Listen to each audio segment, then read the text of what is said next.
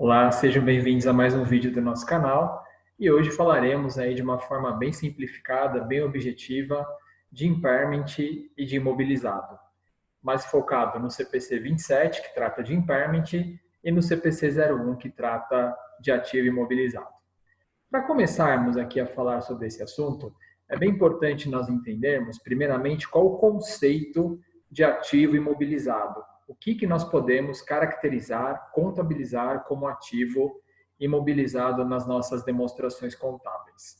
Notem aqui no slide que nós temos duas referências para ativo imobilizado. Temos a seção 17 e temos o CPC 27.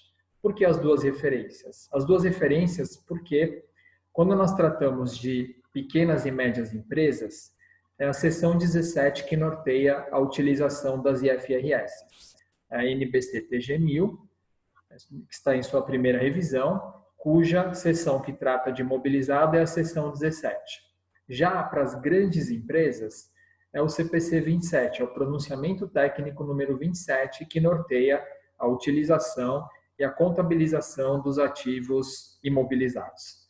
O que é importante nós entendermos? Que quando nós falamos em imobilizado, o conceito que nós devemos considerar para contabilizarmos os ativos imobilizados é incluirmos o preço de compra desses ativos, incluindo, é claro, as taxas legais, taxas de corretagem, os tributos de importação e outros tributos, desde que não recuperáveis, e tirarmos todos os descontos comerciais, abatimentos, e lembrando também que a gente não pode imobilizar nenhum aspecto financeiro, não vou imobilizar juros de um contrato, juros sempre representa despesa.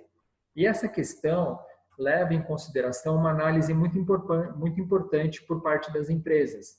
Sempre gera uma dúvida adicional o que é ativo imobilizado, o que é despesa, o que é custo, por isso nós vamos, inclusive, aqui analisar uma empresa que está implantando uma unidade para a gente conseguir entender um pouco melhor o que é ativo imobilizado e o que não é ativo imobilizado aqui nesse contexto. Então, sempre que nós tratarmos de gastos operacionais, despesas operacionais, tudo isso não pode ser considerado como ativo imobilizado. Porém, quando forem gastos que estão diretamente ligados à condição de colocar o ativo imobilizado em uso, pronto para ser utilizado, seja manuseio inicial, seja montagem, seja instalação, aí sim nós temos que caracterizar como ativo imobilizado. Então, isso requer uma análise muito importante por parte dos profissionais de contabilidade para entenderem que nós temos que mapear qual é a origem daquele gasto que está ocorrendo, para ver se realmente ele pode ou não ser contemplado como um ativo imobilizado. Nesse exemplo que nós temos aqui, o item 1, ele menciona custo da planta, ou seja, do prédio, 2.500.000. Não há dúvida que o custo da planta, o custo do prédio, o custo do imóvel, ele é efetivamente um ativo imobilizado, será depreciado e trará aí recursos para a empresa durante muitos anos. Então, aqui nós não temos muito o que discutir. Custos de distribuição e armazenagem inicial, logística. Aqui já começa um fator de análise. Se eu estou falando de distribuição e armazenagem inicial, eu não estou considerando que está diretamente ligado ao ativo imobilizado. Isso já caracteriza como atividade operacional da empresa. Caracterizando como atividade operacional, não há por que imobilizarmos. Portanto, nesse caso, temos que lançar como despesa. Essa nota vindo aí ao nosso conceito, nós temos que caracterizá-la como despesa e não como ativo imobilizado. Custo de preparação do site, da planta, o que seria isso? Instalações, benfeitorias, melhorias, reformas. Sim, esses gastos nós podemos imobilizar porque estão diretamente ligados na formação do ativo imobilizado, do prédio, para que o prédio fique hábil para ser utilizado. Portanto, totalmente aderente ao conceito de ativo imobilizado. Consultores utilizados para assessorar na aquisição da planta. Aqui tem uma análise interessante. Imaginem que a empresa ela já tem uma despesa mensal com consultoria para assessorá-la em vários aspectos. E tais consultores apoiam na escolha, na aquisição do prédio. Nesse caso é despesa, porque independente desse prédio, independente desse ativo, ela terá o gasto da mesma forma com esses consultores. Agora, imagine no outro cenário que esses consultores foram contratados especificamente para apoiar qual era o prédio ideal para a empresa, para apoiar somente essa consultoria, essa aquisição de prédio. Nesse caso, nós temos que levar em consideração que é ativo imobilizado, porque é parte integrante, é parte primordial para que o ativo imobilizado seja formado. Taxas de juros pagas ao fornecedor. Juros nunca levaremos em consideração como ativo imobilizado. Então, juros são despesas financeiras, nós temos que levar em consideração aí conforme o contrato os juros a incorrer. Temos CPCs também específicos para isso e não lançaremos como ativo imobilizado em hipótese alguma. Perdas operacionais antes da produção comercial. Como o próprio nome diz, são perdas operacionais, não estão ligadas diretamente ao ativo imobilizado. Portanto, também devem ser caracterizadas como despesas. Então vejam aí, num simples exemplo, como é subjetivo, como é complexo nós discernirmos o que é ativo imobilizado e o que não é ativo imobilizado de uma empresa. Por isso, sempre temos que praticar esse conceito. Tudo que está diretamente ligado à formação deste ativo, que é imprescindível para o ativo ficar pronto para o uso, é o que nós consideraremos como ativo imobilizado. Despesas, juros, gastos operacionais que não estão diretamente ligados à formação do ativo, nós não precisamos considerar. Então fica aí o conceito que é extremamente importante e relevante para o nosso dia a dia. Outro ponto muito importante é, dentro desse novo conceito de imobilizado, nós chamamos de novo porque a norma internacional ela tem aí aproximadamente 10 anos e ainda muitas empresas estão implantando, e foi trazido um conceito diferenciado que nós temos que sempre mencionar, que é o conceito da vida útil real estimada e do valor residual estimado, para que a empresa ela tenha uma adequação de quanto tempo de fato ela vai usar esse ativo imobilizado e o quanto esse ativo imobilizado ele vai valer aí durante o período que a empresa utilizá-lo. Então, só para entendermos, nós trazemos aqui alguns exemplos nesse aspecto. Nós temos um veículo, uma máquina e temos móveis e utensílios. Então, nós temos aqui o preço de custo desses itens. O veículo, 48 mil, a máquina, 127 mil, móveis e utensílios, 35 mil. Se nós levarmos em consideração as regras de ativo imobilizado, as regras fiscais de imobilização, que contemplam no regulamento do imposto de renda, nós perceberemos que veículo tem vida útil de 5 anos, máquinas e móveis têm vida útil de 10 anos. Entretanto, a empresa, se ela realmente tiver esse nível de controle que a seção 17 e o CPC 27 propõem, ela não precisa seguir exatamente a vida útil fiscal. Ela pode usar a vida útil real com a estimativa de valor residual para cada bem. É importante mencionar que muitas empresas, até para demonstrarem efetivamente os seus ativos de forma coerente, porque se nós analisarmos, por exemplo, uma empresa que é do ramo de logística, uma transportadora, imaginem que ela tem uma frota de caminhões. Esses caminhões, levando em consideração o conceito de veículos, a partir de 5 anos, eles passam a não ter um valor para a empresa.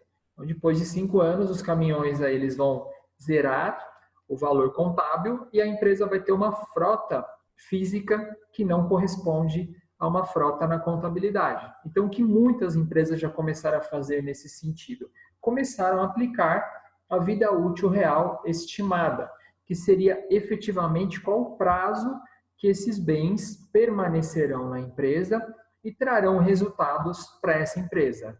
Agora, por outro lado, além da vida útil real estimada, que muitas empresas começaram a utilizar, por mais que seja difícil utilizá-la, porque nós temos que fazer aí periodicamente emissão de laudos, emissão de fichas técnicas, tudo isso acaba gerando um pouco de trabalho e de ônus para as empresas, elas também podem estabelecer, o que aí é pouquíssimo utilizado, mas está contemplado na norma, que é o valor residual estimado. O que é o valor residual estimado? A partir do momento que eu vou aplicar uma vida útil real a um ativo imobilizado, é totalmente pertinente entender que eu posso vender esse ativo imobilizado em algum momento e ele ainda ter uma vida útil, e ele ainda ter um valor de mercado interessante, que é o que acontece na maioria dos casos. Se nós pensarmos, por exemplo, num veículo, o veículo após 5 anos, ele não vale nada na contabilidade, mas dificilmente um veículo com 5 anos não tenha um valor ainda expressivo de venda, um valor expressivo de mercado. Então, como é que a empresa ela pode conduzir se ela desejar? E aí, é claro, o desafio acaba sendo um pouco maior. Ela pode estabelecer qual é a vida útil real estimada e qual é o valor residual estimado no caso do bem. Então, nesse exemplo aqui, como que a empresa ela está conduzindo? Ela comprou o veículo por 48 mil, ela pretende usar esse veículo durante 3 anos e ela acredita que após os 3 anos em que ela não precisará mais desse veículo, ela consegue vendê-lo por 37 mil reais. Então, o que acontece? Qual vai ser aqui a minha base de depreciação? Minha base de depreciação não será os 48 mil. A minha base de depreciação será 48 mil, que é o valor inicial, menos 37 mil, que é o valor final. Então, eu vou depreciar, nesse caso, 11 mil reais. E esse é o grande desafio, porque isso vale somente no cenário contábil. Se eu quiser tratar isso em âmbito fiscal, eu vou ter que fazer ajustes aí, principalmente no lucro real, teremos que fazer ajustes no ELACs, no ELALUR, porque o que vale para fins contábeis é IFRS, o que vale para fins fiscais, as normas aí, o regulamento do imposto de renda.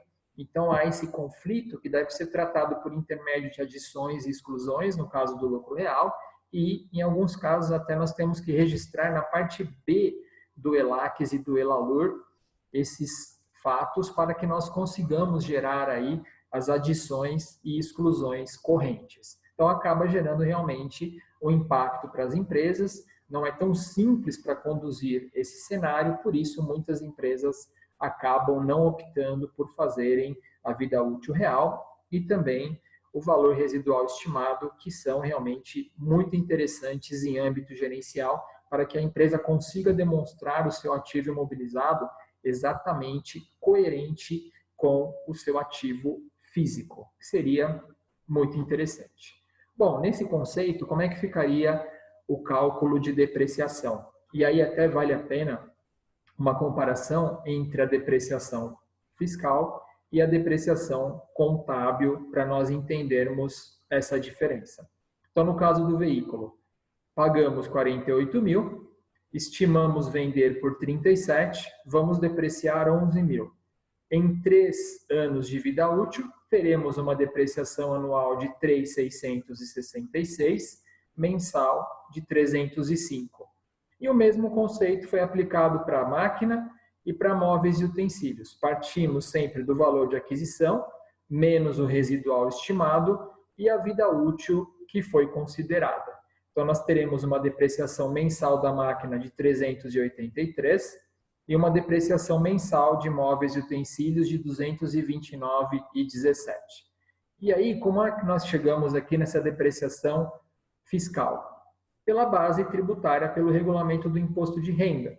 Então, eu vou pegar 48 mil, que é o valor total que eu tenho que levar em consideração para depreciar, vou dividir por 5 anos, vou dividir por 12 meses.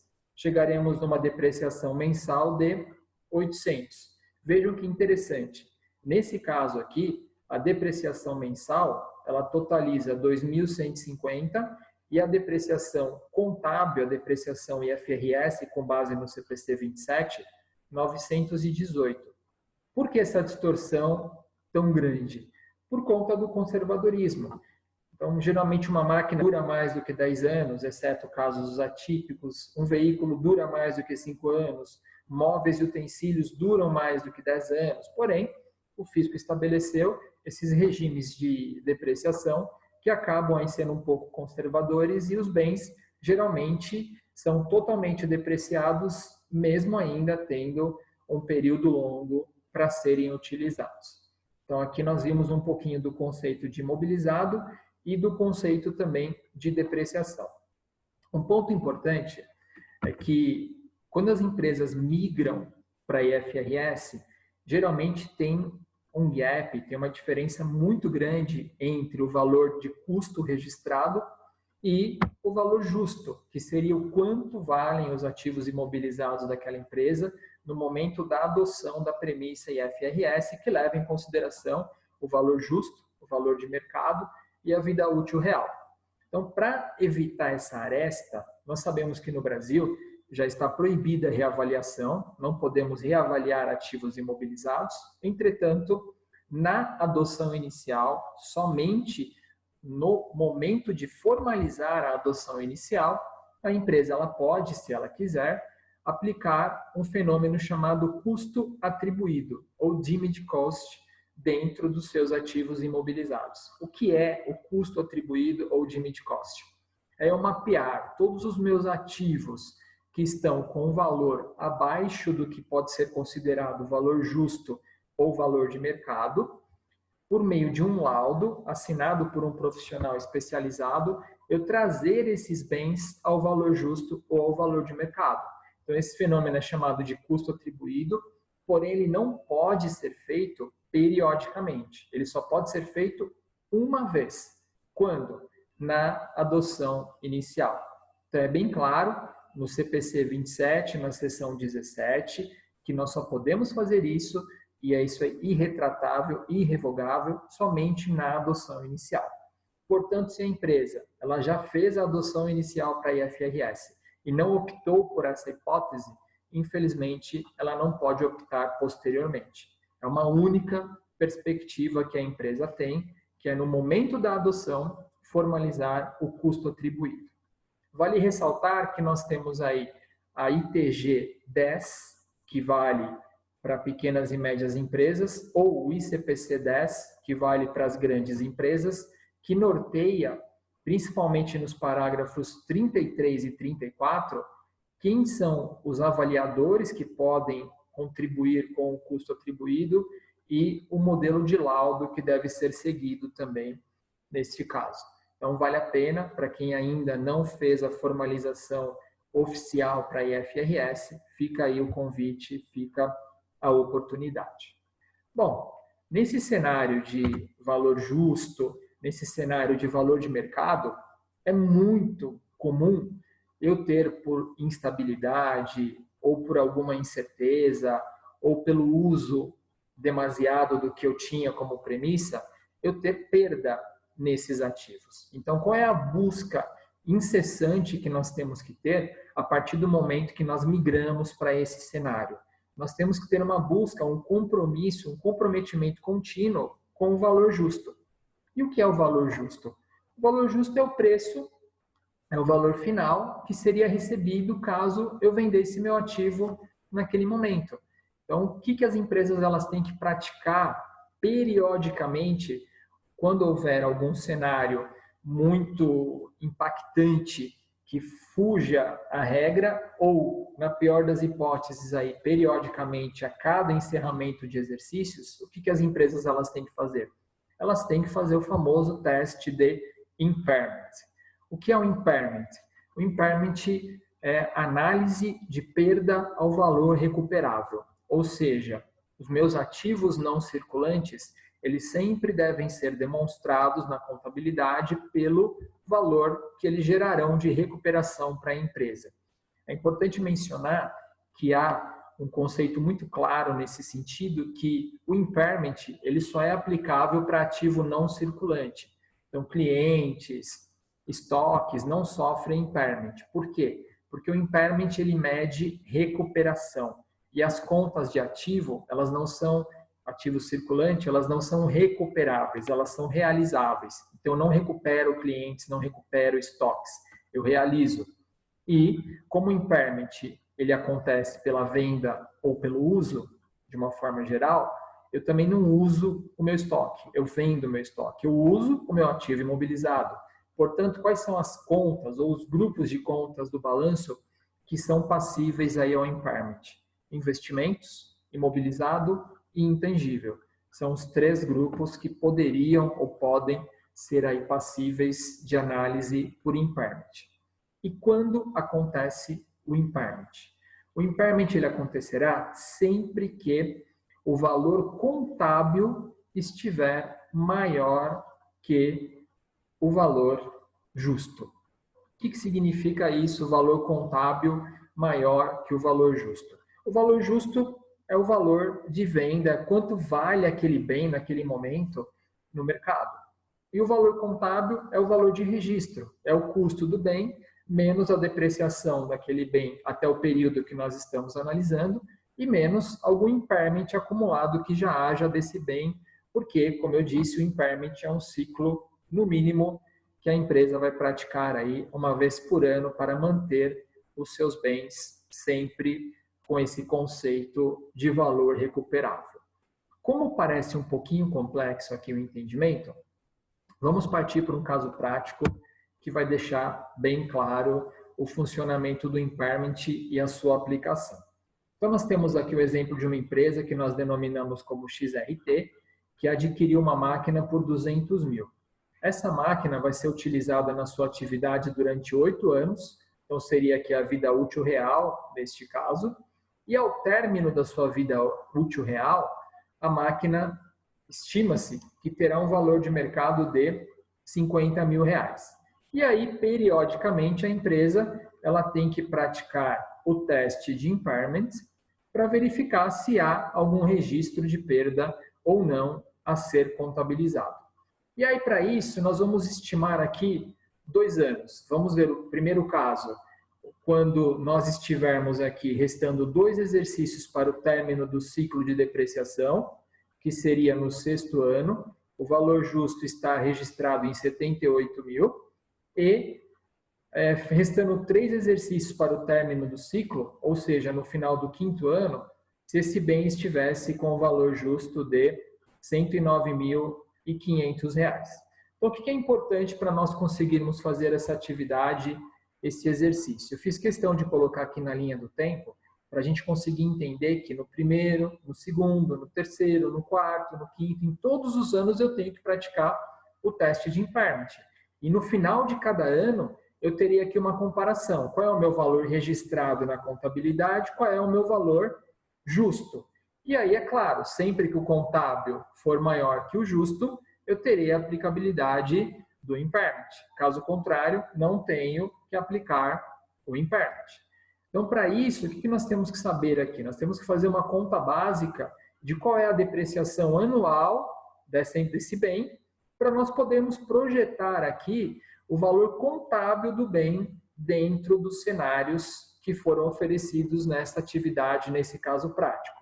Então, vamos lá primeiro entender o ciclo de depreciação. Adquirimos o bem por 200 mil, temos a premissa de que após a sua vida útil ele valerá 50 mil, portanto o valor depreciável do bem é de 150 mil. A vida útil máxima que esse bem terá é de 8 anos. Desta forma, 150 mil dividido por 8 anos, nós teremos uma depreciação ao ano de 18.750, como nós conseguimos notar aqui no nosso slide. Agora vamos fazer o quê? Vamos aplicar o caso A e vamos aplicar o caso B para ver se no caso A, por exemplo, no 6º ano nós teríamos que gerar impairment e no caso B, se no 5º ano nós teríamos que gerar o impairment para essa empresa. Então vamos lá. O caso A, ele menciona que restando 2 exercícios para o término do ciclo, o valor justo é de 78 mil. Ou seja, restando 2 exercícios para o término, nós estamos considerando o 6º ano. Então, vamos trazer as informações até o 6º ano para nós podermos fazer essa análise. Qual é a depreciação acumulada até o sexto ano? Se nós sabemos que a depreciação ao ano é de 18.750, 18.750 vezes 6 anos, teremos uma depreciação de 112.500. Quanto nós pagamos por esse bem? 200 mil. Então vamos lá. No final do sexto ano, esse bem que foi 200 mil, o seu custo inicial, menos a sua depreciação acumulada de 112.500, está registrado no nosso ativo por 87.500. Então, aqui cabe uma análise importante. Valor contábil, 87.500. Valor justo, 78 mil. Qual é o conceito de impairment? Sempre que eu tiver o valor contábil, o valor registrado na contabilidade, superior ao valor justo, há a incidência do impairment. Mesmo que eu não vá vender esse bem neste momento, eu vou aplicando o impairment, que o impairment ele tem a perspectiva de antever uma possível perda no momento de eu vender esse bem. Eu não tenho a perda ou ganho na venda do ativo imobilizado, o impairment ele já antevê essa possível perda. É claro que o impairment ele é gerencial, tanto que ele é indedutível para fins de lucro real, tanto para fins de IR quanto para fins de contribuição, porém, contabilmente, eu já tenho que registrar esse impairment, porque eu já sei que se eu vendesse o bem neste exercício, eu não conseguiria vendê-lo por 87.500, que é o que está previsto aqui. Eu conseguiria vendê-lo, no máximo, por 78 mil. Então, qual é o cálculo? 87.500, que é o que está registrado na contabilidade, menos 78 mil, que é o valor justo, nós teremos um impairment de R$ 9.500. Portanto, nesse primeiro cenário, caso isso ocorra, a empresa ela vai ter que fazer um registro de despesa com impairment contra impairment acumulado, exatamente como funciona a depreciação. O impairment acumulado ele vai ficar como uma conta redutora do ativo. Então, nós teremos o valor do bem, menos a depreciação acumulada, menos o impairment acumulado. E isso ficará registrado no ativo da empresa, demonstrando que em 31/12 aqui do sexto ano, esse bem está valendo ao mercado, ao valor justo, 78 mil, ao invés de 87.500. Portanto, será gerada uma despesa com impairment de R$ 9.500. Creio que com a atividade, com o exemplo, ficou mais fácil para a gente entender essa comparação do ciclo de impairment e também de como eu considero o valor contábil versus o valor justo. Vamos ver agora o segundo caso. No segundo caso, nós estamos a 3 exercícios para o término do ciclo. Portanto, estamos no 5º ano de depreciação. 18.750, que é a depreciação anual, vezes 5 anos, teremos uma depreciação acumulada de 93.750. 200 mil, que é o valor de aquisição desse bem, já contemplando aquele conceito que inicialmente nós mencionamos, que o ativo imobilizado vai considerar o gasto do ativo, mais todos os gastos que são totalmente compatíveis para manter o ativo em funcionamento, exceto gastos operacionais e gastos financeiros. Então, levando essa premissa, registramos 200 mil de ativo, menos 93.750, nós teremos um valor contábil, um valor registrado na contabilidade de 106.250. E, nesse caso aqui, o valor justo do bem é 109.500. Ou seja, é o inverso. No primeiro caso, nós tivemos o valor contábil superior ao valor justo. Nesse caso, nós temos o valor justo superior ao valor contábil. O que faremos nesse caso? Nada. Se nós estivermos adotando o IFRS neste momento, até poderíamos aplicar o custo atribuído, mas não é o caso dessa empresa. Essa empresa, por ter ciclos permanentes de impairment, significa que ela já está inserida em IFRS há algum tempo. Por isso, não cabe a essa empresa fazer o custo atribuído, porque ela já perdeu o prazo, já perdeu a oportunidade de fazer o custo atribuído. Então, nesse caso, o que há que se fazer? Nada, não faremos nada, não há a necessidade de impairment, porque eu só registro o impairment quando o valor contábil estiver superior ao valor justo. Se o valor justo está superior ao valor contábil e a empresa já está num ciclo natural de impairment, não precisamos fazer nada, simplesmente nos manteremos com esses valores da forma que estão. Com esses exemplos, eu espero que a gente tenha agregado aí um pouco de conceito ao funcionamento do ativo imobilizado, ao funcionamento do conceito de impairment.